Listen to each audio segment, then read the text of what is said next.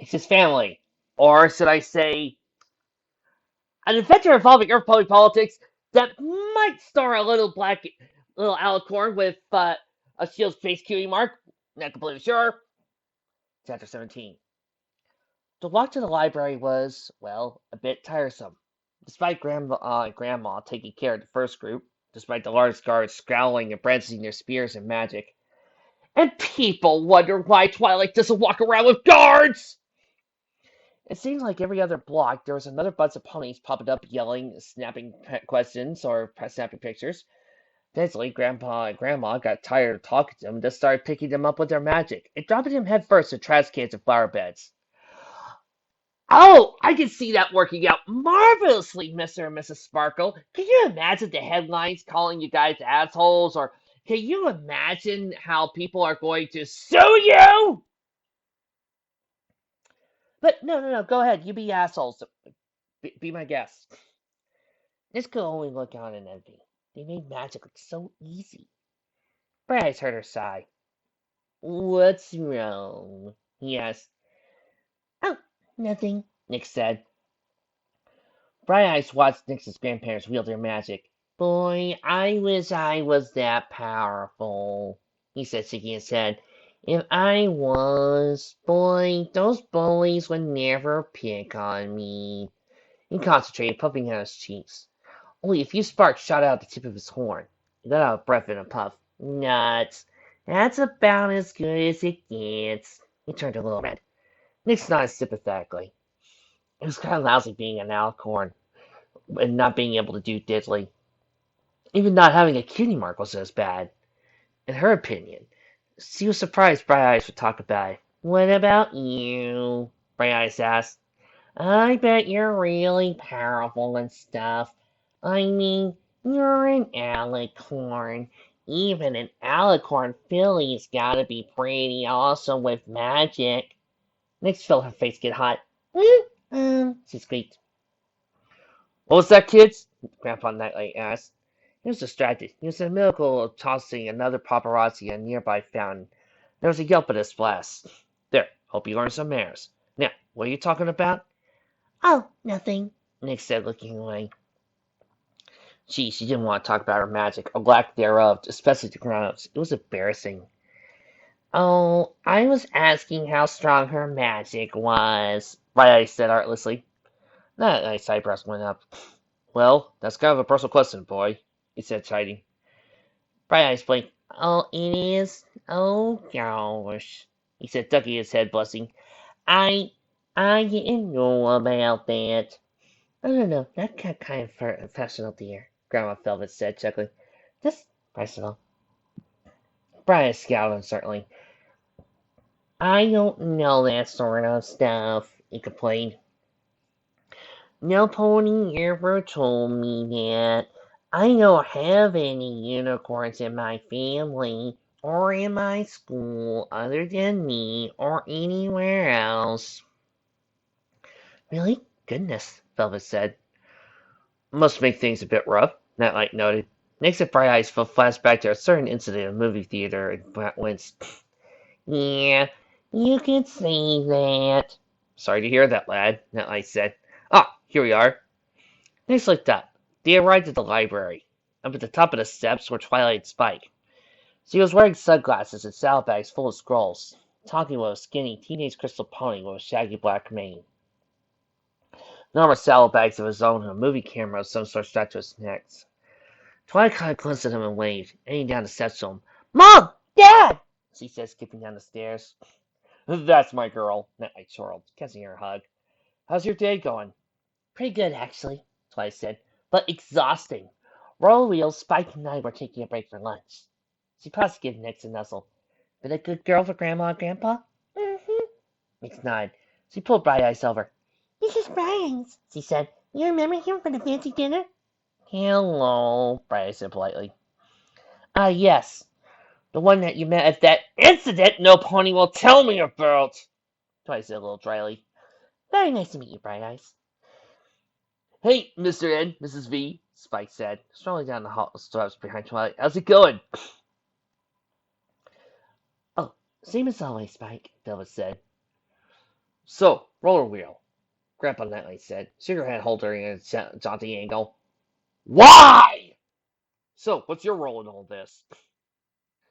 At the moment, film documentary, Roller said. But this camera, I popped up to use film footage, sold it in a bank, and slapped a new cartridge to the camera, and shut it with worse. Getting all this awesome historical stuff down that satellite, per Miss Twilight's orders. The camera swung up on a spring-loaded bracelet selected place. The camera whirled to life. And here we meet the immediate family head of the Let's Do project. Nightlight grinned ruthlessly into the camera. Watch yourself there, cowpoke.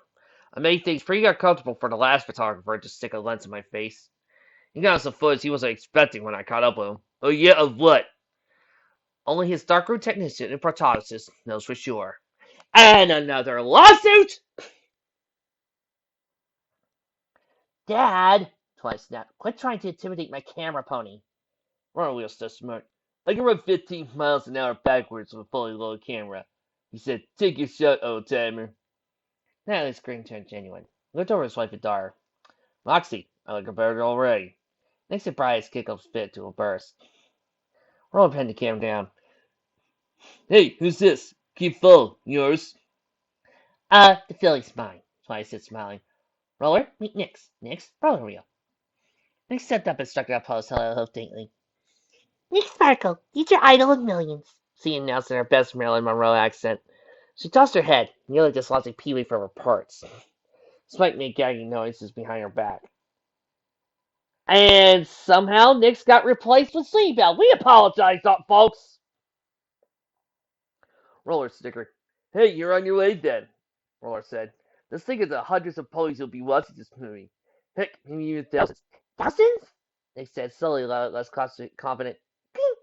She barely backed up between her grandparents and still safely outside the camera. The adults had to laugh at her expense. Roller cocked his head and looked at Nix. Hey, wait. He said, Nix, so you're the filly who used to be that Nightmare Moon? Cool. Nix came out hiding with surprise. You not afraid of me? She said. Roller shrugged and kept filming. You kissed me, great footage. Probably should be, yeah, he said. But I mean, I was stuck getting time along with the rest of the Crystal Empire before the whole Nightmare Moon thing even happened. And yeah, there was that time where the sun didn't rise for days, but we go through that every winter anyways. This is far north. To me, you're just another little filly. Except for the power of the crystal heart kind of fixes that problem. But no, you do you. You took her giant glasses, hat, things chicks sneezing in her hat, horn, wings, slippy device. Okay, a weird little filly with a freaky backstory, you mean. Hey! Nick scowled. Spike gave a shrug of his own. Hey, it's true enough. But just a filly. Roller shrugged again. Besides, when it comes to scary, King Somber's kind of a hard act to follow. Yeah, Bryce said fervently. Now he listened to this, stroked his chin thoughtfully, looking over his wife. Velvet, he said, leaning over to her. Yes, dear?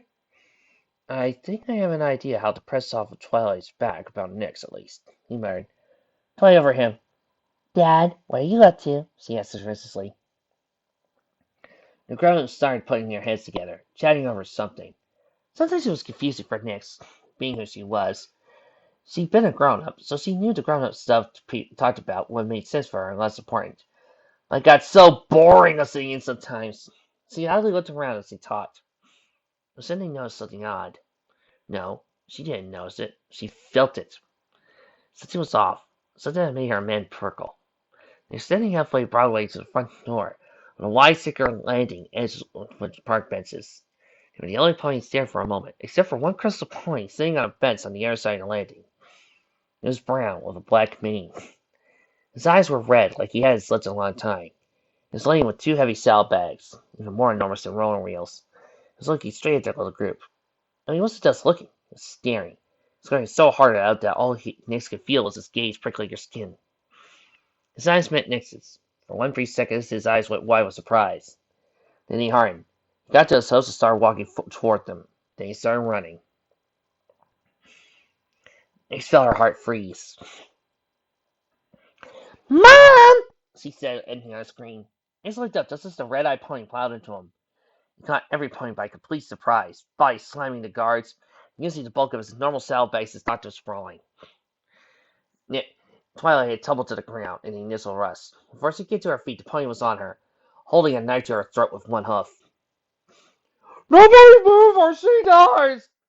he yelled, his voice cracking. The guards froze halfway to her feet, hesitating. This was all the time he needed. "Death to the interlopers!" he said. He grabbed the loose loop by his straw bags in his teeth and started to pull. "Meow!" Nick screamed. He'd been knocked sprawling to the air, so was behind the mad pony. She didn't know what the strap was for, but didn't need an explanation to know it was bad for Twilight. Twilight, being the unicorn that she was, teleported out of his grip. And then proceeded to freeze him. Magic, bitch.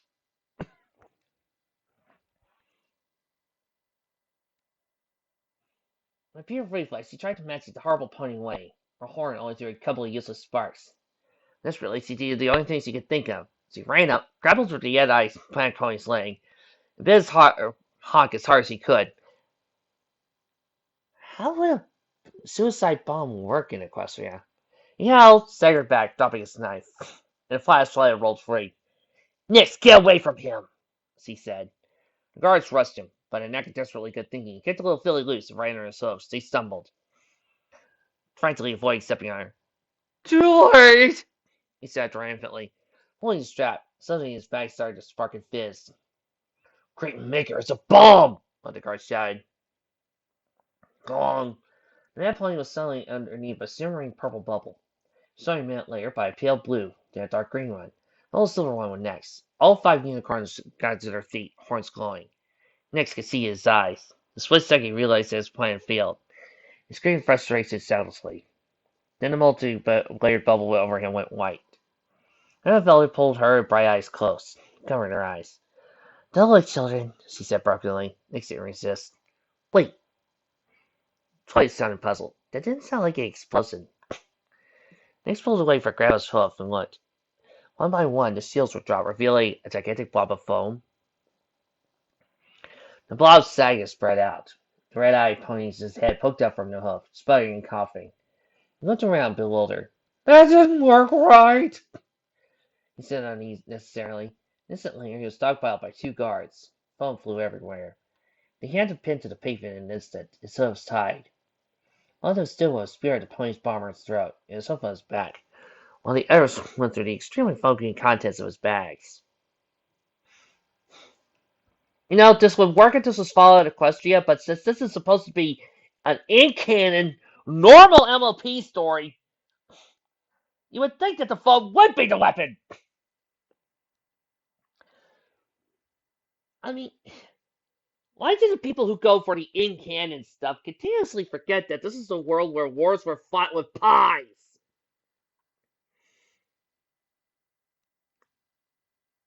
Again, Fallout Equestria works because it's so dark, it's so into the future. So thus the setting is completely different. So thus it feels like it could work. But when you're trying to do this in canon, this can't work as well.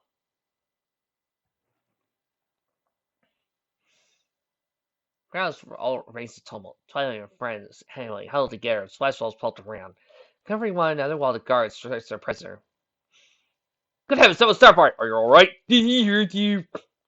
Chlorines and covering nozzles were traded. "Well, it appears to be some sort of attempt at an explosive device," the guard said, holding up a dripping, broken mess of wires, tubes, rusted canisters. "And some sort of book of instructions." He held a half full stapled together papers. "Let me see those," Twilight said. She took the papers to her magic, cleaned the foam off, and began flipping through the pages. Among the pages were several blueprints, including what looked like to be one for a explosive device. After a minute or so, she addressed the would-be assassin. "You, where did you get these?" "You'll get nothing out," he says, the guard pinning him pressed himself down his back. "Revolutionary recipes," he croaked. "Got a copy on the black market." Twilight scowled at him. "These aren't from the revolutionary recipes," she said. "I've read that book. Some pony copied chapters 5 through 8 of 101 Practical Party Pony Pranks." She held up a page. Some meticulous detail of the proper construction of a party can. "Trust me, I know the authors." "Congratulations, Wonder Horse," one of the guards said categorically. "You just tried to assassinate a VIP with my party favor." The farmer groaned and face planted. Are you on horn? The other guard asked, and every pony nods to the affirmative. He breathed a sigh of relief. Good. Once backup arrives, we'll be talking this scumbag of questioning. You're doing it no good, the pony said, bleak triumph. I took a dose of poison this morning. I'll be dead in 24 hours. I did the head full of paces again. Let me guess. Pale blue power, yellow stamens, teal black petals. The pony nodded. That's twice a joke, fella. Good news, you'll live. Bad news, you're gonna be willing to tell us anything you know for the cure. So he hands the steeple paces back to the guard. They'll sit him on for 24 hours. He'll be more than happy to cooperate by then. The guard saluted and turned his attention to the prisoner. So I turned your attention back to your family and friends. Is everybody okay? Sia said, nuzzling Nix. Nix, he didn't hurt you, did he? No, Mommy, they said in a small, frightened voice. She held close to her mother's legs. The guard set a magic flare. A moment later, several Pegasi guards arrived with manacles and a prisoner cart. One of them got Twilight's attention. Pardon me, ma'am. We're going to have to move all of you inside for a moment for safety's sake. I've had collaborators willing to take a second shot. Certainly, officer. Nix, you and your friend go inside the library with Grandma and Grandpa. I'll be right in. I just have to talk to these nice guards for a moment, okay? This gave her mother another worried nuzzle, but they obeyed. They all hustled inside the library, accompanied by more of the guards. Twilight waited several seconds. Are you all inside? She asked one of the guards calmly. All out of sight? Yes, ma'am. Good. Plot! Without another word, Twilight faded dead away.